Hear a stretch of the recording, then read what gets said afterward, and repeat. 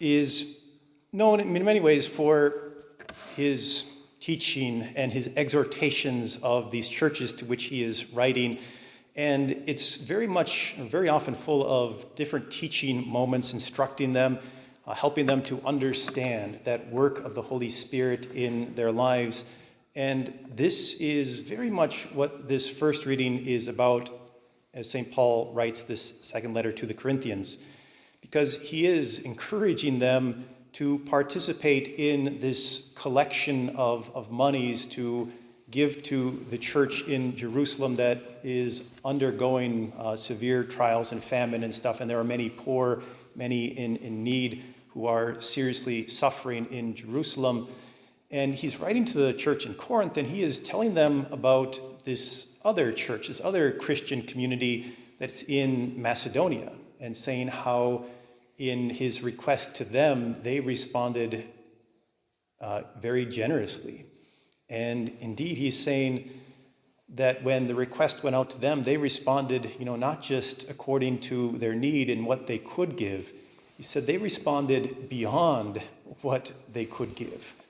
They willingly allowed themselves to suffer, to perhaps go hungry, so that they could help in abundance, in that fullness of charity, as much as possible, those people who were even worse than them.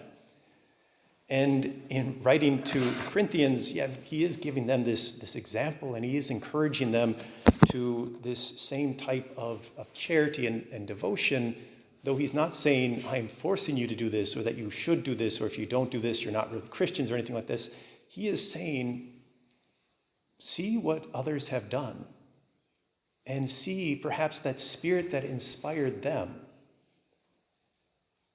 to love their neighbor, to desire to share with what they have, to participate in that community of love. And he's saying, I am encouraging you to do the same.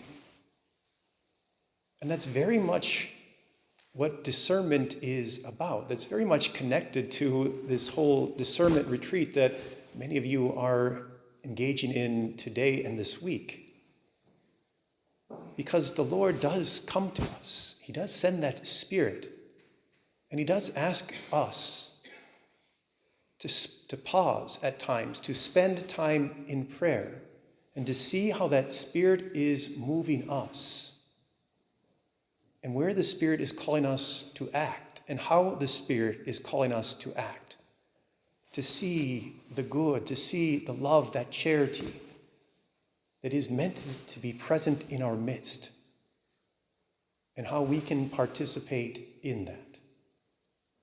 St. Paul is encouraging the Corinthians to discern that Spirit of God in their midst, to see that God has put that spirit of love in their hearts, to care for their brothers and sisters in need.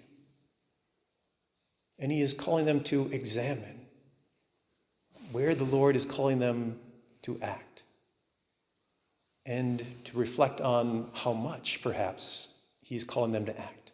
Say, maybe, yes, we could give a little, and maybe this is how much I can afford, and maybe beyond this, then I would be starving myself, or my children would go without bread. But he's also saying, again, those people in Macedonia, they prayed about this, and they said, this is how much we could give, but we're going to still give more. Because sometimes God calls us to that height and that trust in him, that when we give everything to the Lord, he will not leave us wanting, and will provide in those areas that are most important for us.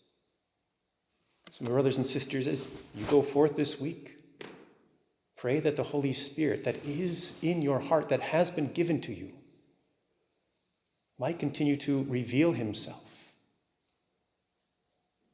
to move and inspire your heart on where he is calling you to act, how he is calling you to live, how he is calling you to love, not just during the retreat, but this year and even in the years ahead, so that you might give to the Lord, and he might, in his generosity, not leave you unrewarded either.